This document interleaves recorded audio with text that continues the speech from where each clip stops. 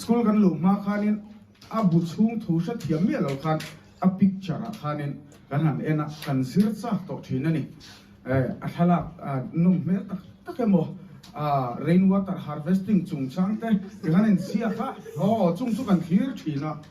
ale khabu a chung a thala ka tang kha chonin anum melani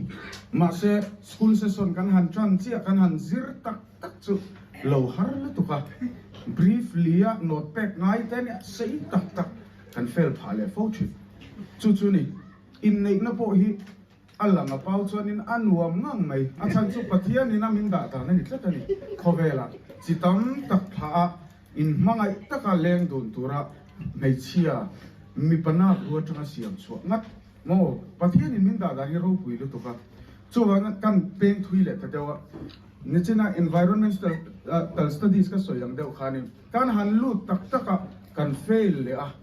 a changin kan han sir le trang kan pass le chungang deu chuanin in nei na hi chu a koma alam dana hi chu na nuam to chung ta hriat puina thlap ko san hriat puina thlap kan hanin mangaya kan hanin kaya ma se chu ta chuanin a chung bu thu a kan han lu tak alo har lu tu kani in dial ni khwa oma ka trong chak ve izok ti kan ni ve chuan emo ka tom du bi lo re ti kan ni chuanin klom lo na khanin nu patang then na te ho deuh mai nia ka experience atanga kan cha tu chu klom zo ngoi thei zo ngoi ma sa zo kan nom hian kan thin rin nga alo dam thi